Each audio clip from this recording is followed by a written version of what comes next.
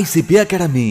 CA, CMA, CS, CAT போன்ற அனைத்து விதமான ப்ரொஃபஷனல் கோர்ஸ்களும் இங்கு எளிமையான முறையில் கற்றுத்தரப்படும். எங்களிடம் 25 வருடத்துக்கு மேல் அனுபவம் உள்ள ஆசிரியர்களும் உள்ளனர். அது மட்டும் இல்லாமல் ஆடிட்டர்களாலும் பயிற்சி அளிக்கப்படுகிறது. எங்களிடம் பயின்ற மாணவர்கள் மாநில அளவில் தேர்ச்சி பெற்றுள்ளனர் என்பதும் குறிப்பிடத்தக்கது. இந்த ப்ரொஃபஷனல் கோர்சஸோட கிளாஸஸ் பாத்தீங்க அப்படின்னா full time, part time, weekend classes அப்படின்னு பல விதமா இருக்கு. இதுல உங்களுக்கு எது கம்ஃபர்ட்டோ அதை சூஸ் பண்ணிக்கலாம். நீங்கள் வெளியூரை சேர்ந்த மாணவர்கள் என்றால் கவலை வேண்டாம். எங்களிடம் ஹாஸ்டல் வசதியும் உண்டு. மேலும் ஃப்ரீ டெஸ்ட் பேட்சும் நடத்தப்படுகிறது. இந்த ஃப்ரீ டெஸ்ட் பேட்சில் கலந்து கொண்ட அனைத்து மாணவர்களும் 100% தேர்ச்சி பெற்றுள்ளனர். அணுக வேண்டிய முகவரி number 973 TELC church complex, town hall bus stand, Coimbatore 641001. Contact 9894795915. Welcome back friends. Number 4.10, discharge of a contract. A contract is discharged when the obligations created by it come to an end. எப்போ ஒரு கான்ட்ராக்டோட applications ஒரு finish ஆகுதோ, ஒரு எண்டுக்கு வருதோ, அப்போ contract டிஸ்சார்ஜ்டுன்னு சொல்கிறோம். Any one of the following basis discharge of a contract could be done. என்ன அப்படின்னு பார்த்தோன்னா, first one, discharge by performance. ரெண்டு பார்ட்டிஸும் இந்த கான்ட்ராக்டோட ஆப்ளிகேஷன்ஸை ஃபுல்ஃபில் பண்ணுறாங்க. குறிப்பிட்ட காலக்கெடுக்குள்ளே மேனர் ப்ரிஸ்கிரைப் பண்ணுறது பண்ண விதத்தில் எப்படி ப்ராமிஸ் பண்ணியிருந்தாங்களோ அதே விதத்தில் பண்ணி முடிச்சிருந்தால் தென் அதை டிஸ்சார்ஜ் பை பர்ஃபார்மன்ஸ்னு சொல்கிறோம்.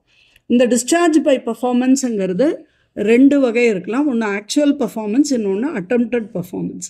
ஆக்சுவல் பர்ஃபார்மன்ஸுங்கிறது என்ன செய்கிறதாக ஒத்துக்கிட்டாங்களோ, எந்த இடத்துல என்னைக்கு செய்கிறதாக இருந்தாங்களோ அதை பர்ஃபார்ம் பண்ணி முடித்தாங்க அப்படின்னு சொன்னால்,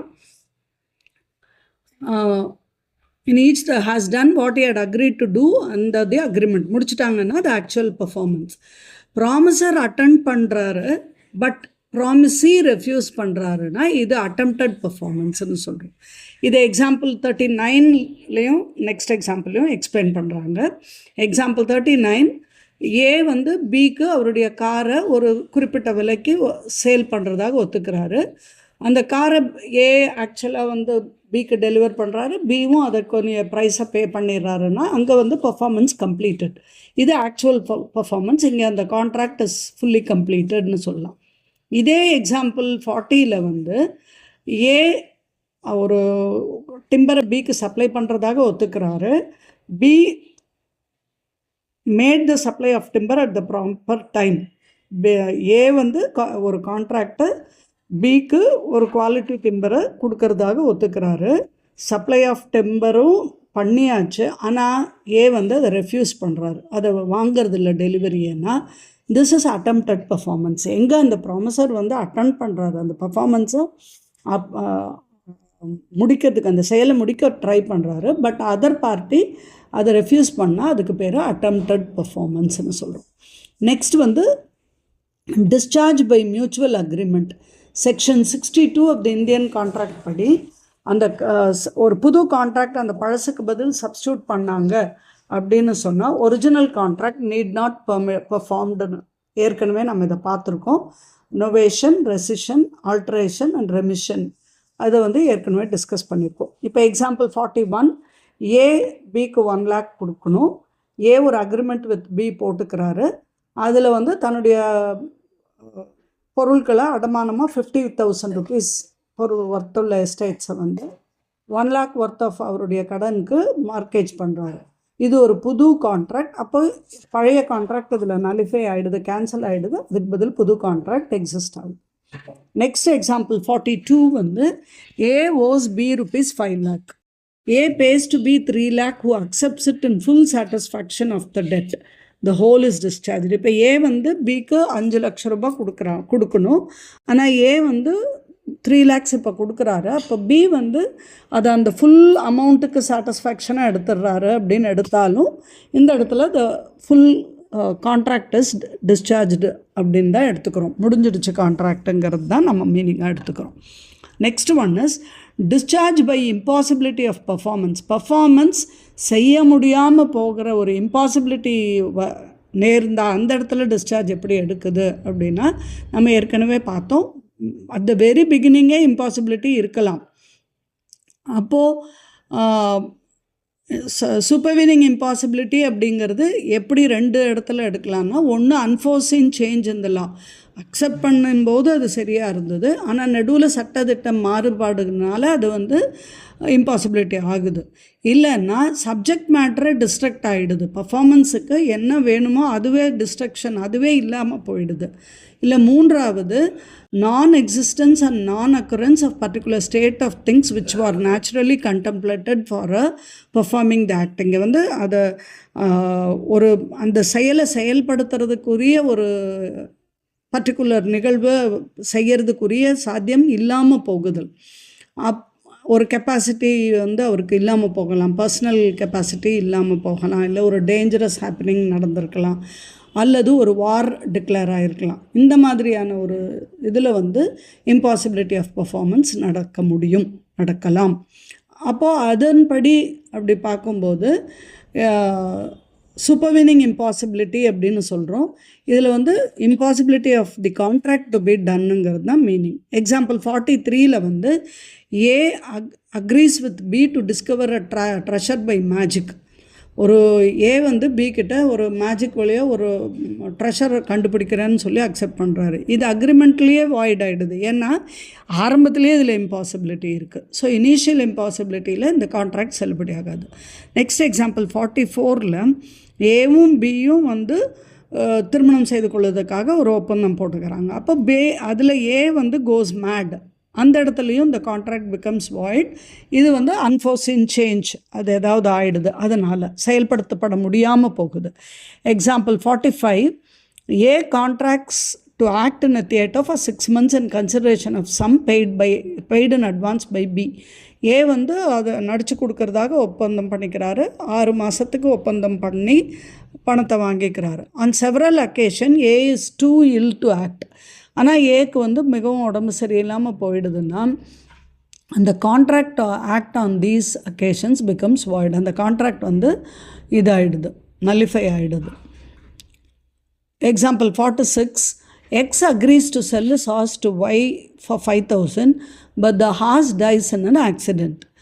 அப்போ எக்ஸ் வந்து ஒய்க்கு ஒரு குதிரை 5,000க்கு விற்கிறதுக்கு ஒரு ஒப்பந்தம் போட்டுக்கிறாரு. ஆனால் அந்த குதிரை இறந்துடுது அப்படின்னா அந்த due to the destruction of the subject, அந்த எதுக்காக இவங்க கான்ட்ராக்ட் போட்டாங்களோ அதுவே அங்கே வந்து இறந்துருது. அப்படிங்கும்போது அந்த வேலிட் கான்ட்ராக்ட் வந்து நல்லிஃபை ஆகிடுது, பிகாஸ் இம்பாசிபிலிட்டி ஆஃப் பர்ஃபார்மன்ஸ் அங்கே ஏற்படுது. நெக்ஸ்ட் வந்து discharge by lapse of time. ஒரு குறிப்பிட்ட காலக்கெடு ஃபிக்ஸ் பண்ணி அந்த காலக்கெடு அடைஞ்சிருந்ததுன்னா அதுக்கு என்ன எப்படி லேப்ஸ் ஆஃப் டைமுக்கு என்ன. ஒரு கான்ட்ராக்ட் அப்படிங்கிறது ஒரு ஸ்பெசிஃபைடு பீரியட் ஆஃப் டைமுக்குள்ளே முடிக்கணும். லிமிட்டேஷன் ஆக்ட் ஆஃப் 1963 சொல்லுது. அது வந்து முடிக்கப்பட முடியாமல் போகுது. அந்த ப்ராமிஸையும் அதுக்கு எந்த விதமான ஆக்ஷனும் எடுத்துக்கல அப்படின்னா சட்டத்தின்படி அவர் எந்த ரெமிடியும் கிளைம் பண்ண முடியாது. எக்ஸாம்பிள் 47, ஒரு கிரெடிட்டார் வந்து பையர்கிட்டேருந்து டெட் ரெக்கவரி பண்ணுறதுக்கு 3 yearsக்குள்ளே அந்த ஃபைல் பண்ணல அந்த கேஸை, அந்த கடனை ரெக்கவரி பண்ணுறதுக்கு அப்படின்னா அந்த கடனே வந்து டைம் பார் ஆனதுனால இர்ரெக்கவரபிள் ஆகிடுது, அவர் ரெக்கவர் பண்ண முடியாதுன்னு ஆகிடுது. நெக்ஸ்ட் வந்து discharge by operation of law. ஒரு கான்ட்ராக்ட் வந்து சட்டத்தின்படி டிஸ்சார்ஜ் செய்ய முடியும் செய்யப்பட முடியாமல் போகலாம். அப்போ எய்தர் அந்த ப்ராமிஸாரே இறந்துடுறாரு, இல்லை அவர் ஒரு இன்சால்வெண்ட் ஆயிடுறாரு. அந்த மாதிரி இருக்கிறதுனால லா படி அது வந்து டிஸ்சார்ஜ் ஆன மாதிரி எடுத்துக்க வேண்டியது தான். Next discharge by breach of contract. Breach of contract அப்படிங்கிறது அந்த ஆக்சுவலாக அந்த ப்ரீச் நடந்தாலும் சரி, இல்லை ஆன்டிசிபேட்டரி ப்ரீச் ஆஃப் கான்ட்ராக்ட் இருந்தாலும் சரி, ஒரு பார்ட்டி வந்து அந்த பார்ட் ஆஃப் த கான்ட்ராக்டை டியூ டேட்டில் பர்ஃபார்ம் பண்ண முடியாமல் டிஃபால்ட் ஆகிடுது. அப்போ அவருக்கு வந்து அவர் வந்து அந்த committed breach there of. On the other hand, the person repudiates a contract before the stipulated time for its performance has arrived, he is deemed to have committed anticipatory breach. அவர் அந்த குறிப்பிட்ட நாளில் அதை செலுத்தாமல் போனால், அதற்குரிய அந்த ப்ராமிஸ் பண்ண செயல்படுத்தாமல் போனால் அங்கே வந்து breach of contract ஏற்படுது. அப்படி இல்லைன்னா அது செயல்படுத்தக்கூடிய அந்த நாட்களுக்கு முன்னால் அவர் அந்த கான்ட்ராக்டுக்கு செயல்பட முடியல அப்படின்னு சொல்லி ஒத்துக்கிட்டு ஏதாவது பண்ணார்னா அது கமிட்டட் ஆன்டிசிபேட்டரி பிரீச். இப்போ இதில் வந்து one of the parties to a contract breaks the promise, the party injured thereby has not only a right of action for damages but is also discharged from performing his part of the contract. இப்போ இதில் வந்து அந்த எந்த ஆள் அந்த breach of contract நடத்துகிறாரோ அவர்கிட்ட இருந்து யார் அஃபெக்டட் பார்ட்டியோ அவர் நஷ்டத்தை மட்டும் வாங்கிக்கிறதுக்கு ரைட் இல்லாமல் அவர் ப்ராமிஸ் பண்ணதையும் அவர் செய்ய வேண்டியதில்லை. உதாரணத்துக்கு விற்கிறதுக்கு எல்லா ஏற்பாடும் பண்ணி இவர் ஏதோ ஒரு எக்ஸ்பென்ஸ் பண்ணார்னா அந்த விற்கிறதும் நிறுத்தலாம், அந்த செலவுகளையும் அவர்கிட்ட வந்து அவர் ரீப்ளேஸ் பண்ணிக்கலாம். ஸோ பர்ஃபார்ம் பண்ணுற அந்த பார்ட் ஆஃப் த கான்ட்ராக்டையும் அவர் பர்ஃபார்ம் பண்ண வேண்டியதில்லை, டேமேஜஸ்க்கும் அவர்கிட்ட இருந்து ஏதாவது கிளைம் பண்ண முடியும். That is what it means. இங்கே ஏ வந்து பிக்கு 100 kgs ஆஃப் ரைஸ் ஃபஸ்ட்டு ஜூனில் சப்ளை பண்ணுறதாக ஒரு கான்ட்ராக்ட் போடுறாங்க. ஆனால் ஏ வந்து அதை டெலிவரி பண்ணுறதில்ல செட் டேட்டில். இது பிரீச் ஆஃப் கான்ட்ராக்ட். இந்த இடத்துல வந்து time is not essential essence of contract. B can give him another date for supply of goods. B வந்து வேற ஒரு டேட் அதை சப்ளைக்கு கொடுத்தாருன்னா அவர் வந்து டேமேஜஸ்க்கு எந்த கிளைமும் பண்ண முடியாது. But prior notice of the same is not given to ஏக்கு அவர் ப்ரியர் நோட்டீஸ் எதுவும் கொடுக்கலன்னா அனதர் டேட்டு கொடுத்து எதுவும் சொல்லலைன்னு சொன்னால் அவர் டேமேஜஸ்க்கும் அவர் ரீபே பண்ண வேண்டியதாகிறார். Next, promisee may waive or remit performance of promise. எல்லா ப்ராமிஸையும் அந்த remittation with or without remittee இல்லை ஒரு ஹோலாக ஒரு பார்ட்டாவோ ரெமிட் பண்ணாமல் போனால் performance of the promise made to him may extend the time for such performance or may accept instead of it any satisfaction which he thinks in fit.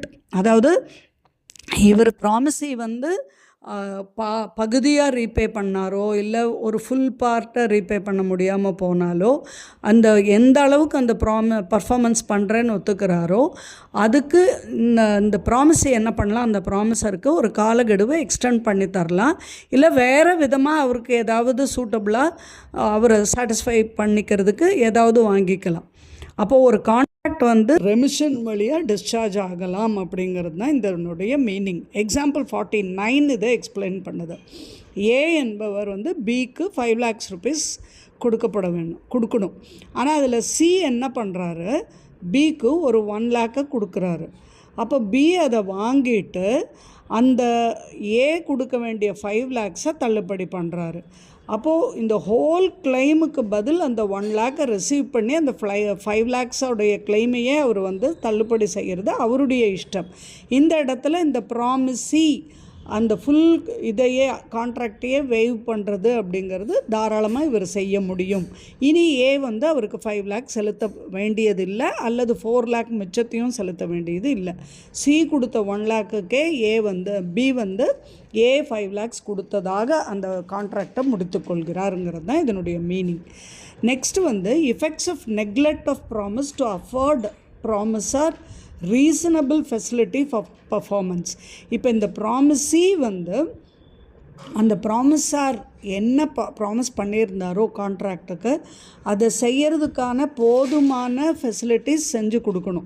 இப்போ supposing இந்த இடத்துல கொண்டு வந்து டெலிவரி பண்ணுறேன் அப்படின்னா எந்த இடங்கிறத அவர் சொல்லியிருக்கணும், எந்த நேரத்தில்ங்கிறது சொல்லணும், இல்லை இன்றைக்கி வாங்க இப்போ வாங்கங்கிறது சொல்லணும். இந்த மாதிரி எந்த ஃபெசிலிட்டிஸும் செய்து கொடுக்கலை அப்படிங்கும் பட்சத்தில் அந்த அவர் ப்ராமிஸ் பண்ண செயலை செய்யலை அப்படிங்கிறதுக்காக அவரை வந்து இவர் என்ன விதமாகவும் சார்ஜ் பண்ண முடியாது. அந்த ப்ராமிஸரை இவர் எக்ஸ்கியூஸ் பண்ணி தான் ஆகணும். எதுக்கு, இந்த ப்ராமிஸை நான் பர்ஃபார்மன்ஸ் இதனால் வரக்கூடிய அந்த செயலை செய்யாததுக்கான காரணம் அவர் பக்கம் இல்லை. அந்த செயலை செய்ய விடாமல் அல்லது செய்வதற்கான வசதிகளை செய்து கொடுக்காததுனால ப்ராமிஸை செயல்படுத்த தடையாக இருந்ததால் இவர் அவர் மேலே எந்த கேஸும் போட முடியாது அப்படிங்கிறது தான் இதனுடைய மீனிங்காக பார்க்குறோம் நம்ம. Next one, merger of rights. அதாவது ஒரு ரைட் இன்னொன்னோட ரைட்டோட கோயின்சைட் ஆகி அந்த சேம் பர்சனுக்கு அது முடிஞ்சிடுச்சுன்னு சொன்னால் முன்னால் பண்ண இன்ஃபீரியர் ரைட் கேன்சல் ஆகிடும், அதை என்ஃபோர்ஸ் பண்ண வேண்டிய அவசியம் இல்லை அப்படிங்கிறது தான் இந்த மர்ஜர் ஆஃப் ரைட்ஸுங்கிற மீனிங்கோட மீனிங்காக நம்ம பார்க்குறோம். இதுக்கு எக்ஸாம்பிள் வந்து ஒரு ஏ வந்து பி கிட்ட இருந்து ஒரு லேண்டை லீஸுக்கு வாங்குறாரு. கொஞ்ச நாளில் ஏ அந்த லேண்டையே பர்ச்சேஸ் பண்ணுறாரு அப்படின்னு சொல்லும்போது இப்போ ஏ வந்து ஓனர் ஆகிடுறாரு. அதனால் ஓனர்ஷிப் ரைட்ஸ் வந்து அதை விட அதிகமான ரைட்ஸாக இருக்கிறதுனால ஒரு லீஸுக்கு எடுத்த ஒரு ரைட்டு லீஸி ரைட்டுங்கிறது அவருக்கு வேனிஷ் ஆகிடுது.